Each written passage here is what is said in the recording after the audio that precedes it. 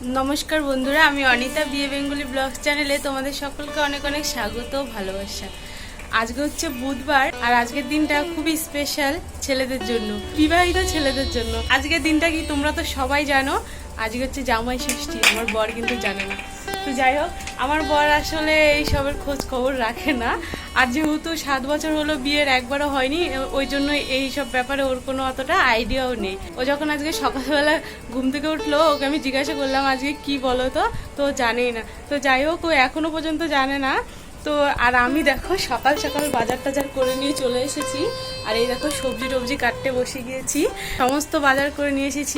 আমি যতটুকু পারবো আমার বরকে আদর আপ্যায়ন করার চেষ্টা করব। আজকে জামাইদের যেরকম শ্বশুর বাড়ি গেলে পরে করে সেরকমই আমি করব। অনেকটাই দূরে থাকি তো ওর জন্য বাবার বাড়ি বিশেষ একটা যাওয়া হয় না, কোনো অনুষ্ঠানেই যাওয়া হয় না। ভাইফোঁটা চলে যায়, রাখি বন্ধন চলে যায়, দুর্গাপূজা চলে যায়, কিছুতেই যেতে পারি না গো। মনটা তো ভীষণই খারাপ লাগে। তো যাই হোক কিছু করার নেই। আর ওই যে বড় মশাই এসে গেছে।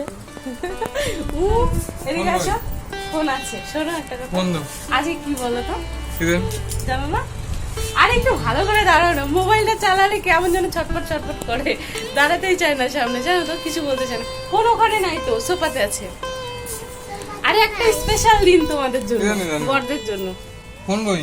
তো দেখলে তো জানো না? ওই যে ফোনটা ওখানে বাবু লুকায় রাখছে।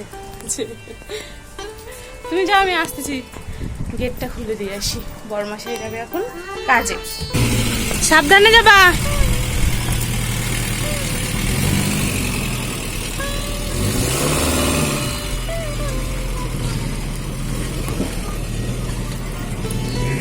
বর তো চলে গেল ওর ডিউটি করতে, এবার আমার ডিউটিটাও শুরু করে দিই। আর সবার প্রথমেই দেখো পেতে নিচ্ছি নতুন একটা বিছানার চাদর। এই চাদরটা কিন্তু খুব একটা পাতা হয় না, কোনো অনুষ্ঠান হলেই তাহলে এই চাদরটা আমি পাতি। খুব ভালো লাগে চাদরটা আমার কাছে, ওর জন্য বেশি ব্যবহার করি না। কোনো অনুষ্ঠান হলেই চাদরটা ব্যবহার করি, নয়তো রেখে দিই। সব চাদরগুলোই না ভাঁজ ভাঙ্গা হয়ে গিয়েছে, বুঝলে তো? খালি এই চাদরটাই নতুন রয়েছে। আর আজকে জামাই ষষ্ঠী বলে কথা। সোফা আর বিছানা সুন্দর করে গুছিয়ে নিয়েছি, চাদর পেতে নিয়েছি। তো চলো এখন রান্নার সমস্ত কিছু জোগাড় করে রেখে দিই। দেখো বন্ধুরা, সমস্ত সবজি কেটে রেডি করে নিয়েছি। চলো একবার তোমাদের বলে দিই আজকে কি কি রান্না করব। তো এই দেখো মোয়া মাছ রয়েছে, গুঁড়া মোয়া মাছ, এটা দিয়ে এই শাকটা দিয়ে বানাবো, কলমির শাক দিয়ে। আর এখানে রয়েছে চিংড়ি মাছ দিয়ে এই যে পটলটা দিয়ে বানাবো, চিংড়ি পটল। বড় চিংড়ি পাইনি তো ওর জন্য ছোট চিংড়ি দিয়ে বানাবো। আর এই যে চিকেন বানাবো, আর বানাবো রুই মাছের সর্ষে বাটা। এদিকে তো দেখিয়ে নিলাম মাছ মাংসের মধ্যে কি কি করব। আর চলো এখন একবার এগুলো বলে দিই। এখানে আলু কেটে রেখেছি চিকেনের জন্য, টমেটোটাও চিকেনের জন্য। এই পটলটা হচ্ছে পটল চিংড়ি করব। এই যে আর ভাজার মধ্যে হচ্ছে 5 রকমের ভাজা করব, পটল ভাজা, কাঁকরোল ভাজা, বেগুন ভাজা, শাক ভাজা, মোয়া মাছ দিয়ে চিকেনের পকোড়া করব। তো 5 রকমের ভাজা হয়ে গেল। আর করব হচ্ছে আমের চাটনি। এই যেখানে স্যালাড কেটে রেখেছি, স্যালাড থাকবে সঙ্গে। আর এগুলো তো রান্নার সমস্ত মশলা, চিকেনের, পটলের। আর এইখানে হচ্ছে লঙ্কাও চিড়ে রেখেছি একটু শাকের জন্য। রান্নার সমস্ত কিছু রেডি হয়ে গিয়েছে, এগুলো আজকে রান্না হবে। তোমাদের তো দেখিয়ে নিলাম কি কি রান্না হবে, বলে দিলাম। ও আর একটা রান্নার কথা বলা হয়নি, ডাল হবে, মুগের ডাল হবে মাছের মাথা দিয়ে। তো যাই হোক বন্ধুরা, চলো আর কথা না বলে তাড়াতাড়ি স্নান করে ঠাকুরগুলোকে উঠিয়ে পূজাটা দিয়ে নিই। আর তোমাকে দেখাবো এই যে তনুও স্নান করে নেবে একদম আমার সঙ্গে। তো চলো স্নান করে আসি, তারপরে এসে পূজাটা সেরেই রান্না করবো ঝটপট। চলো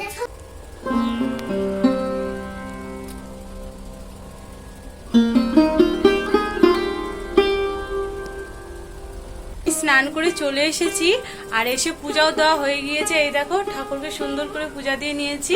তো চলো এখন রান্নার দিকে যাই।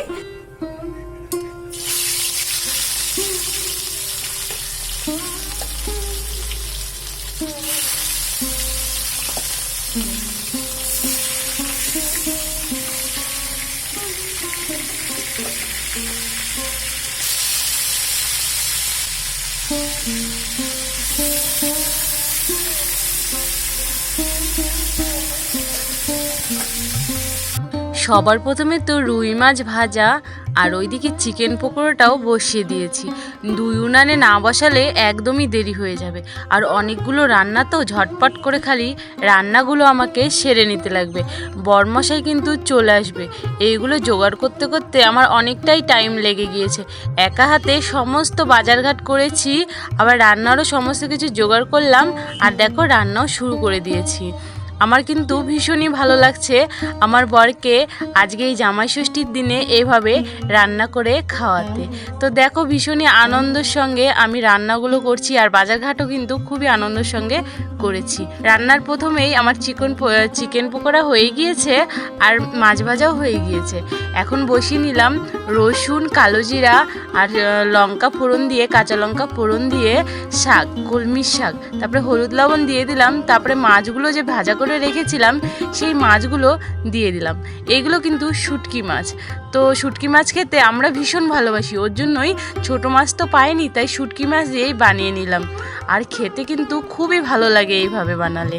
শাকটা ভেজে নামিয়ে নিয়েছি, তারপরে বসিয়ে নিলাম দেখো পটল চিংড়ি। পটল চিংড়ি করার জন্য সর্ষের তেলের উপরে দিয়ে নিয়েছিলাম জিরা ফোড়ন, তারপরে দিয়ে দিয়েছিলাম পটলগুলো যখন সুন্দর করে ভাজা হয়ে গিয়েছে তারপরে দিয়ে নিলাম মশলা দিয়ে চিংড়িগুলোও দিয়ে দিয়েছি, দিয়ে সুন্দর করে কষিয়ে নিয়েছি। যখন তেল ছেড়ে এসেছে তখন দিয়ে নিয়েছি জল দিয়ে সুন্দরভাবে যখন ফুটে গিয়েছে একদম দেখো কষা কষা হয়ে গিয়েছে, এখন দিয়ে নিলাম গরম মশলা দিয়ে এখন নামিয়ে নেব পটল চিংড়িটা।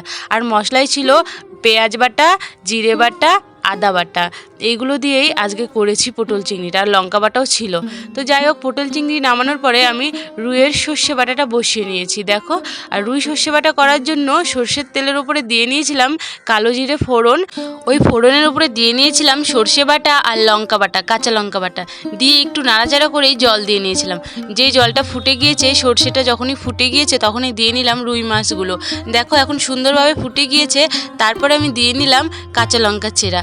আর রুই মাছের সর্ষে বাটা কিন্তু আমার হয়ে গিয়েছে, তোমাদের একটু শর্টকাটে দেখাচ্ছি, একটু তাড়াতাড়ি করছি সেই জন্য ভাবলাম শর্টকাটে দেখাই। আর রান্নাগুলো কিন্তু আমি সমস্তটাই বলে দিচ্ছি কোন রান্না কিভাবে করছি। আর সর্ষে রুইয়ের ওপরে একটু কাঁচা সর্ষের তেল দিয়ে নামিয়ে নিয়েছি। সর্ষে রুই বলে কথা, একটু কাঁচা সর্ষের তেল না দিলে ভালো লাগে বলো?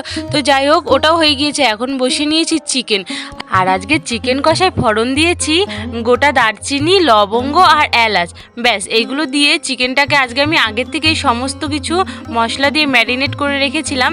তারপরে দিয়ে নিলাম চিকেনটা, এখন ভালো করে নেড়ে চেড়ে নেব। নেড়ে চেড়ে নিয়ে চিকেনটাকে ঢেকে দেবো। ঢেকে দিলে না ভালো মতো চিকেনটা ভেতর থেকে একদম সেদ্ধ হয়ে যাবে, আর রান্নাটাও বেশ ভালো হবে।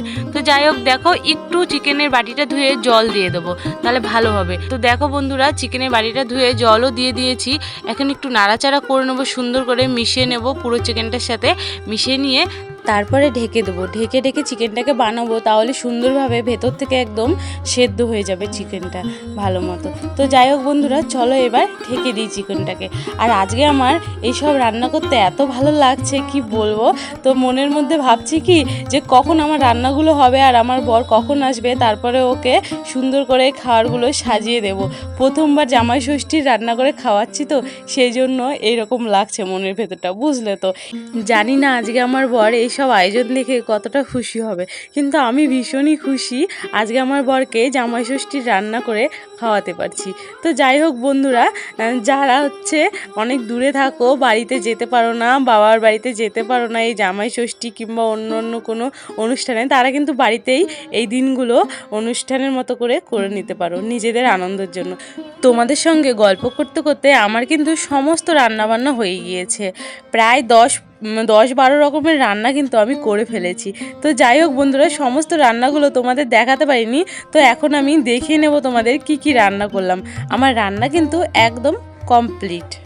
আমার রান্না কমপ্লিট হয়ে গেল এক্ষুনি।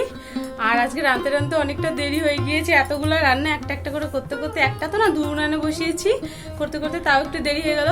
ভেবেছিলাম বর আসার আগে রান্না করে ওকে মানে একদম আসলে সারপ্রাইজ দিব, তো আমার কপালটাই খারাপ, বর আগেই চলে এসেছে, রান্না হয়েছিল না একদম। তো যাই হোক, বর আসার পরে রান্নাগুলো করলাম। তো বর দেখো খিদায় শুয়ে পড়েছে আর বাবুও ঘুমিয়ে পড়েছে। তো আমার রান্না এতক্ষণে হলো, এখন দুজনকে ডেকে খেতে দিয়ে দেবো। আর বরমাসাই পরে রয়েছে গামছা, এটা তো পরলে হবে না। আমি বরমাসাইয়ের জন্য জামার প্যান্ট নিয়ে এসেছি, এই দেখো ওরই টাকা দিয়ে। আমি কোথায় টাকা পাবো? তো যাই হোক, এগুলো প্যান্ট 2 সেট নিয়ে এসেছি আর জামাও 2 সেট নিয়ে এসেছি। কাজেও পরে যেতে পারবে আর আজকে পরবে নতুন, যেহেতু আজকে একটু নতুন জামা প্যান্ট পরেই খাবে। আমার বর কিন্তু এখনো জানে না কিসের জন্য আমি এগুলো করছি। ও বলছে বাবা এত রান্না বান্না করতেছে, আমার টাকা, আমার কতগুলো টাকা আছে শেষ করলে তাই বলতেছে। ও তো বুঝতে পারছে না, ও ভাবছে কিসের জন্য যে করছি। তো যাই হোক, ওকে বলবো একটু পরে। তো চলো ওকে ডাক দিই, ডেকে আগে বলি ওই জামা প্যান্টটা পরো। আমি পছন্দ করে রেখেছি, আজকে ওই কালারের জামাটা পরবে আর ওই প্যান্টটা পরবে। তো চলো ডেকে নিই আর বাবুকে ডাকবো। এই যে মহারাজা উঠো, ওঠো ওঠো, চালাচ্ছি, উঠো। আমি চলো খাওয়াটা রেডি করে নিই, উঠে জামা প্যান্টটা পরুক। তো দেখো বন্ধুরা, আমার খাওয়ার রেডি করা হয়ে গিয়েছে। এখন তন্ময়ের বাবা রেডিও বসে রয়েছে, খাওয়ার খাবে। তার আগে তোমাদের একবার দেখিয়ে নিই কি কি রান্না করলাম। তো এখান থেকেই দেখাই। এখানে রয়েছে সাদা ভাত, লঙ্কা, লেবু, স্যালাড, কাঁকরোল ভাজা, বেগুন ভাজা, পটল ভাজা, কলমির শাক, মোয়া মাছ দিয়ে ভাজা। আর এই যে এখানে চিকেন পকোড়া রয়েছে। এখানে রয়েছে মাছের মাথা দিয়ে একটা মুগের ডাল। এখানে রয়েছে রুই সর্ষে বাটা। এখানে রয়েছে চিংড়ি পটল। এখানে রয়েছে চিকেন কষা। এখানে রয়েছে চাটনি। এখানে একটু ফল কেটে দিয়েছি। আর এখানে এই যে 5 রকমের মিষ্টি। আর এই যে জল। এই দেখো এখানে রয়েছে দই, আমার হাতের বানানো দই। দইটা না একটু পাতলা হয়েছে গো, একদম গাঢ় হলোই না। তো দইটা রোদেই ছিল, এতক্ষণ গরম হয়ে রয়েছে একদম। তো চলো দইটা কেটে দিই। বাও, দইটা হয়েছে গো। ইমা, আমি তো ভাবছি একদম পাতলা হয়েছে মনে হয়। একটু জল কেটে গিয়েছে, কিসের জন্য যে হলো এটা আমি বুঝতে পারলাম না। রোদে রাখাতে দইটা হয়েছে, একটু পাতলা হয়েছে। ফ্রিজে রাখলে সেট হয়ে যায়। তো দেখো আমার নিজের হাতের বানানো দই, আমার বর আজকে খেয়ে বলবে কেমন হয়েছে, রান্নাগুলো কেমন হয়েছে আর দইটা কেমন হয়েছে, ও খেয়ে বলবে। দেখো বন্ধুরা, বরের জন্য জামাই ষষ্ঠীর আয়োজন সুন্দর করে করে নিয়েছি। এবার আমার বর খেয়ে বলবে কেমন হয়েছে। আর ও কিন্তু এখনও জানে না কিসের জন্য খাচ্ছে, জানি না আদৌ ও জানে কি না, কিন্তু আমার সামনে ও বলেছে জানে না। তো যাই হোক বন্ধুরা, ও খাচ্ছে আর বাবুকেও খাইয়ে দিচ্ছে। যাক, আমার মনের ইচ্ছেটা পূরণ হলো তবে, আর আমার ভীষণই ভালো লাগছে। এবার চলো বরমশাইকে জিজ্ঞাসা করি এগুলো রান্না কিসের জন্য করেছি। এবার বলো এটা কিসের জন্য করছি, জানো না? আমি বলি এবার, জামাই ষষ্ঠী আজকে। হ্যাঁ, আজকে জামাই ষষ্ঠী।